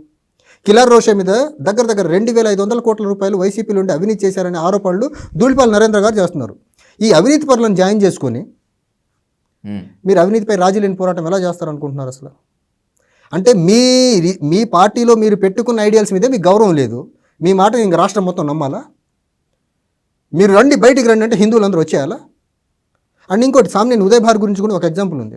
ఆయన్ని I think if I'm not wrong, ఆయన్ని వైసీపీ గవర్నమెంట్ టీటీడీ బోర్డు మెంబర్గా అపాయింట్ చేసే ప్రయత్నం చేసింది. అవును. ఆయన మీద క్రిమినల్ కేసులు ఉన్నాయి. క్రిమినల్ కేసులు ఉన్న వాళ్ళు ఎండోమెంట్ యాక్ట్ ప్రకారము టీటీడీ బోర్డు మెంబర్గా ఉండేదానికి అర్హత లేదని జడ శ్రవణ్ కుమార్ గారు హైకోర్టులో కేసు వేశారు, తెలుసా? ఇప్పుడు మాట్లాడుతున్న అంశం ఏదైతే ఉందో, సనాతన ధర్మం, తిరుమల పరిరక్షణ అనేసి, అలాంటి బోర్డు మెంబర్గా పనికిరానోని నీ పార్టీలో జాయిన్ చేసుకున్నావు. నిన్ను అసలు ఎలా చూడాలో చెప్పాలి పవన్ కళ్యాణ్. పవన్ కళ్యాణ్ని నాలాంటి కొంచెం విఘ్నత ఉన్నోడు అసలు ఎలా చూడాలో చెప్పాలి. పవన్ కళ్యాణ్ లాగా కాకుండా జనసేన పార్టీ చీఫ్గా, రాజకీయ నాయకుడిగా చూడాలని చెప్పి చాలా మంది అంటున్నారు. పొలిటికల్ అలాంటప్పుడు మీరు ఇన్ని మాటలు మాట్లాడొద్దు కదా. జంపర్స్, జోకర్స్ నా పార్టీలో వద్దు, అవినీతి తిమింగళాలు నా దగ్గర వద్దు, చావనైనా చస్తా కానీ వెన్నుపూసు చూపించను, వెన్నుతిరగను, ఇలాంటి మాటలన్నీ ఎందుకు? భగత్ సింగ్ స్ఫూర్తి చావలేదనే మాట ఎందుకు? నువ్వు ఇప్పుడు తిరుమల లడ్డు అంశాన్ని తీసుకొచ్చి భగత్ సింగ్ స్ఫూర్తి అంటే ఏమనాలి నిన్ను అసలు? తిరుమల లడ్డు అంశం టేకప్ చేసి అమ్మవారి మెట్లు కడగటం ఏంటి అసలు? చాలా మంది చేస్తున్నటువంటి కామెంట్ కూడా ఇదే. ఇప్పుడు తిరుమల లడ్డూలో కల్తీ ఆరోపణ జరిగినప్పుడు నంబూరు వెళ్ళి దీక్ష తీసుకుంటే, లేకపోతే ఇంద్రకీలాద్రి వెళ్ళి అక్కడ గుడిమెట్లు కడిగితే తప్పే ఉంది? టెంపుల్ ఏదైనా నేను దేవుడు ఒకటి కాదు కదా, అమ్మవారును వెంకటేశ్వర స్వామి ఇద్దరు ఒకటి కాదు కదా. నువ్వు కడగాల్సి వస్తే తిరుమల కొండలు వెళ్ళి కడుగు, ఆ మెట్లు కాలినడకలు వెళ్ళి మెట్లు. లేదంటే ఎక్కడైతే మాల వేసుకున్నావు అక్కడ ఆ టెంపుల్ని శుభ్రం చేయాల్సింది కదా ఆ రోజే. 2 రోజులాగి ఈ స్టంట్ ఏంటి? ఆ స్టంట్ దగ్గర నా దగ్గర విజువల్స్ ఉన్నాయి తెలుసా. కెమెరా కిందికి, కెమెరా కరెక్ట్గా పెట్టండి. ఏంటిది ఇది? కెమెరాస్ అన్ని పొజిషన్లో వచ్చేవరకు కింద శుభ్రం చేయాలి. అక్కడ వీడియో ఉంది నా దగ్గర. పిల్లి కళ్ళు మూసుకొని పాలు తాగుతా నన్ను ఎవరు చూడలేదు అనుకుంటుందంట. పవన్ కళ్యాణ్ చేసే రాజకీయాలు కూడా ఇలానే ఉన్నాయి. ఈయనకు అసలు భగత్ సింగ్ స్ఫూర్తి అనేది, ఆ స్ఫూర్తి అనే పదానికి విలువ తెలియదు, ఈయనకి అర్థం తెలియదు. అర్థం తెలుసుంటే ఆ రోజు ఆ మాట అని ఉండడు, భగత్ సింగ్ మిత్రమా నీ స్ఫూర్తి చావలేదు, నేను బతికే ఉన్నాను అనేసి. ఇది 2014లో పార్టీ పెట్టినప్పుడు నోవోటల్లో హోటల్లో అన్న మాట ఇది ఆయన. నిజంగా ఆ మాట గుర్తుండుంటే ఈ పర్టికులర్ లడ్డూ విషయంలో లడ్డూని ఎంక్వైరీ చేయించి యాక్షన్ తీసుకునేవాడు తప్ప ఇంత రచ్చ చేసి వేరే మతాల మీద దుష్ప్రచారము లేకపోతే విష ప్రచారం చేసేవాడు కాదు మనిషి. మతాల ఎనిమిటి పెంచే ప్రయత్నం చేసేవాడు కాదు అసలు. ఆయనకి ఎప్పుడు ఏది అవసరమో దాన్ని వాడుకొని ముందుకెళ్ళిపోతున్నాడు. బికాజ్ ఆఫ్ ఆయన సినిమా గ్లామర్ అనండి, లేకపోతే ఆయనకు కుల బలం కొంచెం ఉందనండి, దానివల్ల ఏదో నెట్టకొచ్చే ప్రయత్నం చేస్తున్నాడు. ఇప్పుడు నాలాంటి వాడి మీద ట్రోల్స్ జరుగుతాయి. నా పర్సనల్ ఛానల్లో అమ్మ నా బూతులు తిడుతున్నారు తెలుసా ఈ జన సైనికులు వచ్చి. నేను మాట్లాడలేక ఆ లాంగ్వేజ్ నా సంస్కారం ఆపుతుంది. నేను రివర్లో పవన్ కళ్యాణ్ ఒక మాట అనేసి ఎక్కడ పెట్టుకుంటారు తల వీళ్ళందరూ, నేను అనలేనా? నిజంగా నా పర్సనల్గా మా వైఫ్ని నన్ను టార్గెట్ చేస్తున్నారు, మా ఫ్యామిలీని టార్గెట్ చేస్తున్నారు వీళ్ళు. నా పర్సనల్ ఛానల్లో నా వాయిస్ నేను పెట్టుకుంటున్నా, నా ఒపీనియన్ నేను ఇచ్చుకుంటున్నా, తప్పేంటి? పవన్ కళ్యాణ్కైనా ఎవరితో పడితే వాళ్ళతో రాజకీయాలు చేశారా, పొత్తులు పెట్టుకునే అవకాశం ఉంది, మాకు మా వాయిస్ ఇచ్చే అవకాశం లేదా? ఆయనకి ఇష్టం వచ్చినట్టు పొత్తులు పెట్టుకుంటే వెళ్ళొచ్చు, ఆయన ఇష్టం వచ్చినట్టు ఎప్పుడు కన్వీనియంట్గా ఏ మాట పడితే ఆ మాట చెప్పొచ్చు, కానీ మాకు మా వాయిస్ ఇచ్చుకునే అవకాశం కూడా లేదా? మేము డెమోక్రసీలో ఉన్నామా, డిక్టటోరియల్ రిజిమ్లో ఉన్నామా? మీ ఆరోపణలు బేస్ చేసుకొని లేకపోతే ఇంకొంతమంది మాట్లాడుతున్నారు. నేను ఆరోపణలు చేయట్లా, ఆయన చేసినవి ఆయన మాట్లాడినవి చెప్తున్నాను. నేను ఒక్కటి ఆరోపణ చేయట్లా, నేను చెప్పింది ఒకటే, ఆయనకు అవకాశం వస్తే ఆయన డైరెక్ట్గా ఆయనే ముఖ్యమంత్రి అవుతాడు అనుకుంటే తాలిబాన్లతో కూడా కలుస్తాడనే మాట చెప్పాను నేను. That's my anticipation, not allegation. యాంటిసిపేషన్కి ఎలిగేషన్కి చాలా తేడా ఉంది. యాంటిసిపేట్ ఎలా చేస్తున్నాను, పాస్ట్ని బేస్ చేసుకొని ఫ్యూచర్ని యాంటిసిపేట్ చేస్తున్నాను నేను. ఆయన స్టంట్స్ చూశాను కాబట్టి చెప్తున్నాను నేను. పొలిటికల్గా ఆయన వేసిన స్టంట్స్ చూశాను కాబట్టి చెప్తున్నా. ఇప్పుడు 2014-19లో అమరావతి ఒక 53,000 ఎకరాల గేటెడ్ కమ్యూనిటీ అన్నాడు. ఇప్పుడు ప్రజా రాజధాని అయిపోతుంది ఆయనకు. అది అంటే ఆయనకు నచ్చితే ఒకలా, నచ్చకపోతే ఒకలా. ఇప్పుడు నాకు ఇంకో డౌట్, తిరుమల లడ్డు అంశంలో ఈయన అమ్మవారి మెట్లు క్లీన్ చేసేదానికి వెళ్ళారు. ఇప్పుడు మాలేసు ప్రాయచిత్త దీక్షలో ఉండి అప్పుడు రాని సెక్యూరిటీ ఇబ్బందులు, జనాల మీద పడిపోతారని ఇబ్బంది, ఈయన వరద సహాయక చర్యల్లో విజయవాడ దాదాపు సగం పైన మునిగిపోతే సహాయ చర్యల్లో కనపడితే ఈయన వెళ్ళేదానికి సెక్యూరిటీ ప్రాబ్లం వచ్చింది. వరదకి నార్మల్ సిచ్యువేషన్కి తేడా ఉంటుంది కదా. అదే నా కన్సర్న్ కూడా అదే. వరదలో ఇరుక్కున్న ప్రజలు, అరే మనం ఇక్కడ నుంచి ఎలా రెస్క్యూ బెటర్ ప్లేస్కి వెళ్ళిపోవాలా, ఇక్కడ నుంచి ఎలా ఈ సిచ్యువేషన్ నుంచి ఎలా రెస్క్యూ అవ్వాలనుకుంటాడా? అయ్యో పవన్ కళ్యాణ్ వచ్చాడు, పవన్ కళ్యాణ్ చూసుకుంటాం, మనం చచ్చిపోయినా పర్లేదు, వరదల్లో మునిగిపోదాం అనుకుంటాడు ఎవరైనా ప్రాణం కాపాడుకోవడానికి సేఫెస్ట్ ప్లేస్ అనుకుంటాడు. మరి ఈయన వెళ్తే జనాలు మీద ఎందుకు ఎగబడతారు? ఆయన చెప్పిన వాదన చూడండి అసలు ఎలా ఉందో. నేను వెళ్తే రెస్క్యూ రీహాబిలిటేషన్ ఇబ్బంది అవుతుంది, జనాలు వచ్చి నా చుట్టుముట్టేస్తారంటారు. అరే వరదల్లో ఉన్నారా నాయన, మిమ్మల్ని ఎందుకు చూస్తారు వాళ్ళు అక్కడ నుంచి సేఫెస్ట్ ప్లేస్కి ఎలా వెళ్ళాలో ఆలోచిస్తారు తప్ప మీ మీద మిమ్మల్ని చూసుకుంటే చచ్చిపోతారు వరదల్లో మునిగిపోయి. మీరు కాన్స్టిట్యూషనల్గా రాజ్యాంగబద్ధంగా ఒక సహాయక చర్యలో పార్టిసిపేట్ చేయలేక ఒక సాకు చూసుకున్నారు, దాన్ని మీ సెలబ్రిటీ స్టేటస్ని వాడుతున్నారు అంతే. అది మెట్లు క్లీన్ చేసే దగ్గర మీ సెలబ్రిటీ స్టేటస్ అడ్డు రాలేదే మీకు? లేకపోతే వరదల్లోకి వెళ్ళినప్పుడు మీ కెమెరాస్ అవన్నీ పెట్టుకుని దానికి ప్లేస్ ఉండదు అనుకున్నారా పబ్లిసిటీకి? అంటే ఇంకోటి ఈ కూటమి ప్రభుత్వం చేస్తుంది నాకు చాలా ప్రధానంగా, ఈ లడ్డు అంశంలో సిబిఐ ఎంక్వైరీ ఎందుకు ఇవ్వట్లే వీళ్ళు? సిట్ పెట్టారు కదా. నేను అడుగుతుంది సిబిఐ అనే పదము కూటమి ప్రభుత్వం నోట్లో ఒక్కళ్ళ నోట్ల నుంచి కూడా మాట రావట్లా. రీజన్ నాకేమనిపిస్తుందంటే 2018లో సిబిఐకి చంద్రబాబు నాయుడు ముఖ్యమంత్రిగా ఉండి బీజేపీ నుంచి బయటకు వచ్చినప్పుడు నో కన్సెంట్ ఇచ్చాడు సిబిఐకి. అవును. ఇప్పుడు అదే చంద్రబాబు నాయుడు సిబిఐ ఎంక్వైరీ అంటే అప్పుడు నో కన్సెంట్, ఇప్పుడు కన్సెంట్ ఏంటి? అంటే నీ మీద కేసులు పడుతున్నప్పుడు no consent, CBI should not enter into the state of Andhra Pradesh. కానీ అదే తిరుమల లడ్డు అంశంలో వేరే వాళ్ళ మీద బురద రాసేదానికి CBI can come and investigate the issue అనొచ్చా? అంటే మీకు ఇబ్బంది కలిగేటప్పుడు సిబిఐకి నో కన్సెంట్, మీకు ఇబ్బంది లేనప్పుడు సిబిఐ రావచ్చు, ఓకే. కానీ ఇప్పుడు ఆయన సిబిఐకి కేసు ఇస్తే ఈ వైసీపీ నుంచి ఇది దాడి ఎక్కువ అవుతుంది, అందుకని ఆయన ఇవ్వలే.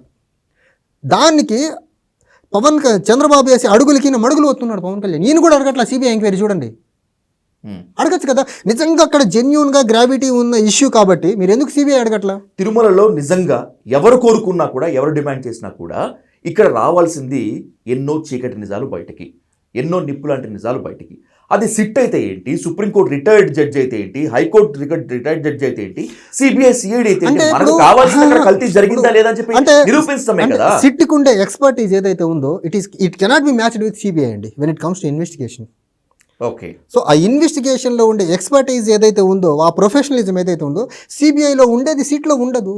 అండ్ సిట్ కంప్లీట్గా స్టేట్ గవర్నమెంట్ అఫీషియల్స్తో పనిచేస్తారు. They are ultimately responsible and accountable to the government of Andhra Pradesh. CBI is autonomous body, SIT is not an autonomous body. Autonomous body కాని దగ్గర మీ కింద పనిచేసే అఫీషియల్స్తో మీరు ఎంక్వైరీ చేస్తే మీకు అనుకూలమైన రిపోర్ట్ వస్తుందని కదా మా డౌట్ అంతా. సిబిఐకి ఇవ్వండి, ఎందుకు ఇవ్వరు? సిబిఐకి ఇస్తే చంద్రబాబు గారికి ఇబ్బంది, ఎందుకంటే అప్పుడు వద్దన్నాడు, మరి ఇప్పుడు ఎందుకు ఇస్తామని అపోజిషన్ నుంచి ఒక దాడి వస్తుంది కదా. దాని నుంచి తప్పించుకునే దానికి సిట్ వేసారు వీళ్ళు. ఆ సిట్కి ఈ రోజుకి కంప్లైంట్ ఇవ్వాలి టీటీడీ వాళ్ళు, కానీ సిట్ వేసిన సిట్ కూడా ఈ రోజుకి తిరుమలకి వెళ్ళి ఇన్స్పెక్ట్ చేయాలి లడ్డు ఎక్కడ ప్రిపేర్ చేస్తారు ఏంటిది అనేది.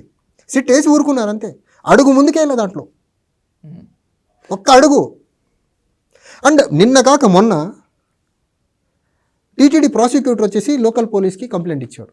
మీరు 10 రోజుల నుంచి న్యూసెన్స్ చేస్తున్నారు, 2 నెలల క్రితం మీ దగ్గర అక్కడ మీ దగ్గర ఇన్ఫర్మేషన్ ఉంది, రిపోర్ట్ వచ్చింది అంటున్నారు, ల్యాబ్ రిపోర్టు. 2 నెలలు రిపోర్ట్ ఇవ్వకుండా దాన్ని డీలే చేసుకుంటూ వచ్చారు. మీకు ఎప్పుడు అవసరం అనుకుంటే అప్పుడు తీసుకొచ్చేస్తున్నారు. అది కూడా ఎప్పుడు ఇస్తున్నారు వీళ్ళు? జగన్మోహన్ రెడ్డి గారు తిరుమలకి వెళ్తానని చెప్పిన తర్వాత ప్రాసిక్యూటర్ పోలీస్ కంప్లైంట్ ఇచ్చారు. ఇక్కడ అసలు దీని చుట్టూ నాకు పాలిటిక్స్ తప్ప అసలు ఇంకోటి కనపడట్లా నాకు. నిజంగా వీళ్ళకి జెన్యూనిటీ ఉంటే జూలైలోనే పోలీస్ కంప్లైంట్ ఇప్పించి అప్పుడే ఇన్వెస్టిగేషన్ సిట్ వేయాల్సింది వీళ్ళు. మీ దృష్టికి జూలైలో వచ్చింది కదా, 2 నెలలు అసలు ఎందుకు డీలే చేశారు మీరు? దాని వెనకాల ఉన్న మతలబ్ ఏంటి? ఇది వ్యాలిడ్ క్వశ్చన్ అయినప్పటికీ, మీరు మాట్లాడుతున్నది చాలా వ్యాలిడ్ క్వశ్చనే. ఎంతో విద్యావంతులు మేధావులు ప్రశ్నిస్తున్నప్పటికీ కూడా కంప్లైంట్ ఇవ్వకపోతే ఇవ్వలేదు అంటారు, క్రిమినల్ యాక్షన్ తీసుకోకపోతే తీసుకోలేదు అంటారు.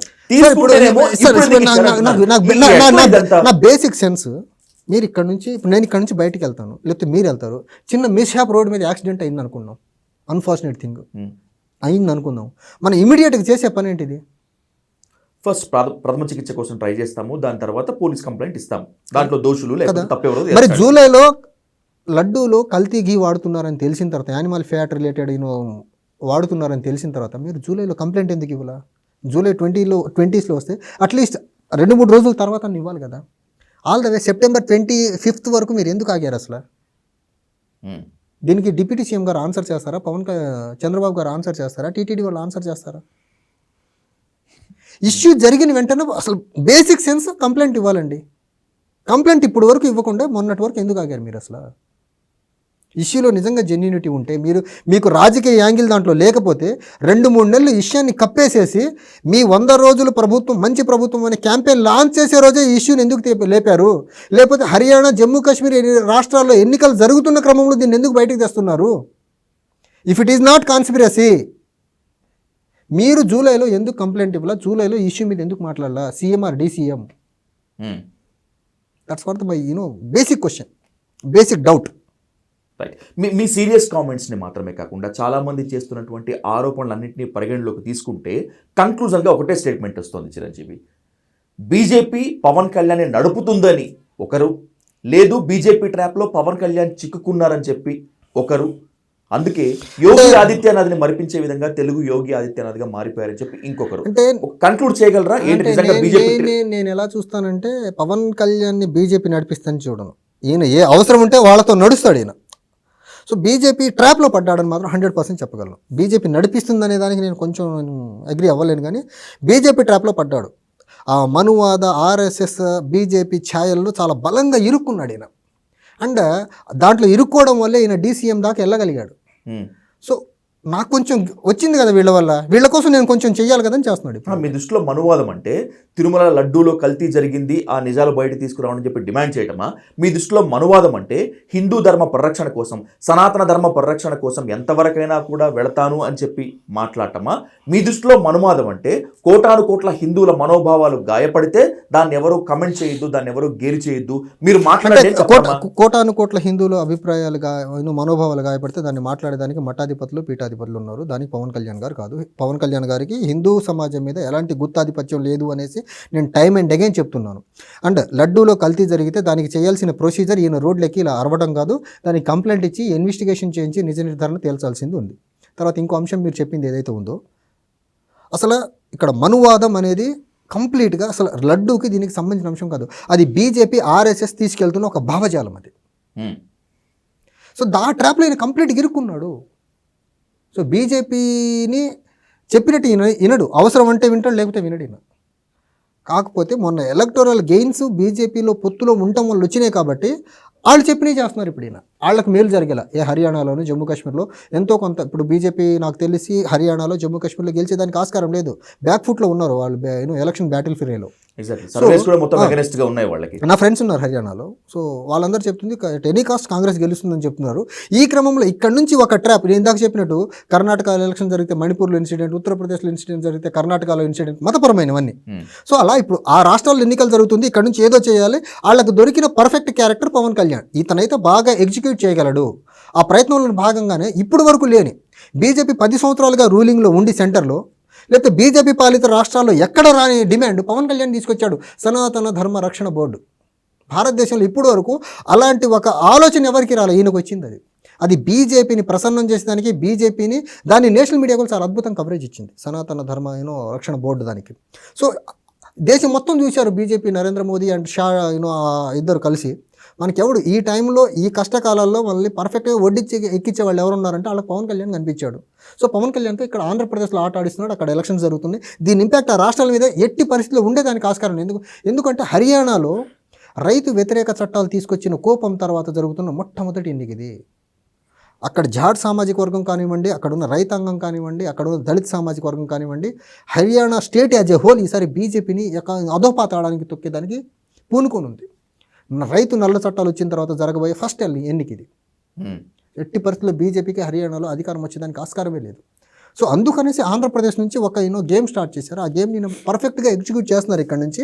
కానీ అక్కడ జనాలు ట్రాప్లో పడేదానికైతే సిద్ధంగా లేరు. ఏదైనా సరే ప్రజలకు మంచి చేయాలన్నా, ప్రజలకు మంచి జరగాలన్నా కూడా రాజకీయాల ద్వారానే అవుతుంది అని ఖచ్చితంగా చెప్తున్నటువంటి మీ సంకల్పం సిద్ధించాలని, ఏదో ఒక ప్రత్యామ్నాయం ఖచ్చితంగా రావాలి, ఏదో ఒక పార్టీ నాయకుడా మా గొంతు వినిపించాలని చెప్పి వెయిట్ చేసినటువంటి కొంతమంది స్వరంగా మీరు మారాలని మనస్ఫూర్తిగా కోరుకుంటూ thank you so much for this. Thank you అండి. Thank you.